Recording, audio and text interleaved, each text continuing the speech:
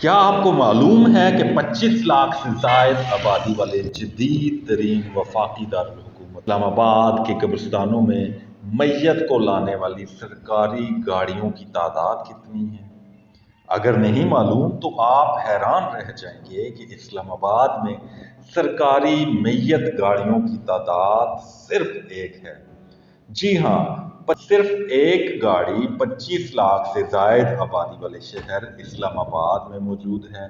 جو میتوں کو قبرستان تک لانے کے لیے استعمال ہوتی ہے۔ روزانہ کی بنیاد پر اتنی اموات ہوتی ہے، لیکن میت کو قبرستان تک پہنچانے کے لیے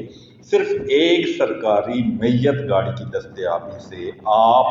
پالیسی سازوں کی کارکردگی کا بخوبی اندازہ لگا سکتے ہیں۔ قبرستانوں کے ایک سابق انچارج کے مطابق شروع میں میت گاڑیوں کی تعداد صرف 2 تھی اور ایک آج سے 7 سال قبل گاڑی خریدی گئی اور یوں میت گاڑیوں کی تعداد 3 ہو گئی تھی۔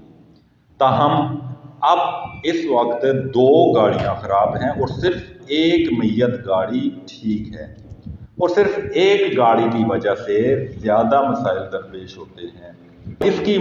12 مرتبہ شہریوں کی جانب سے شکایات بھی کی گئی، لیکن کوئی نوٹس نہ لیا گیا اور نہ ہی نئی گاڑیوں کی خریداری عمل میں آئی۔ اسلام آباد کے شہریوں کو مجبوراً وفات پانے والے اپنے پیاروں کو جنازہ گاہ تک پہنچانے کے لیے پرائیویٹ گاڑیوں اور ایمبولینس کا بندوبست کرنا پڑتا ہے، جو سرکاری ریٹ سے کئی سو گنا زیادہ ہوتے ہیں، لیکن مجبوری کی وجہ سے لواحقین کو یہ اخراجات برداشت کرنا پڑتے ہیں۔ متعلقہ شعبہ نے اس بابت شدید مشکلات کو مد نظر رکھتے ہوئے حال ہی میں چیئرمین CDA کو ایک درخواست دی اور نئی میت گاڑیوں کا تقاضا کیا گیا، جس پر ان کی درخواست پر 2 گاڑیوں کی منظوری دی گئی ہے، لیکن یہ 2 گاڑیاں بھی متعلقہ شعبے کو ملنے میں کئی ماہ لگ جائیں گے،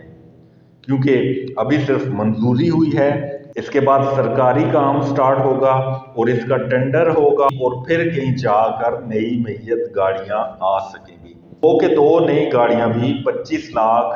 سے زائد آبادی والے شہر کے لیے ناکافی ہوں گی، لیکن نہ ہونے سے تو بہتر ہی ہوگا۔ یہاں پر آپ کو یہ بھی معلوم ہونا چاہیے کہ CDA کے جو قبرستان ہے اسلام آباد میں، وہاں پر صرف جو سیکٹر میں رہائش پذیر شہری ہے انہی کے لیے یہ قبرستان وقف ہے،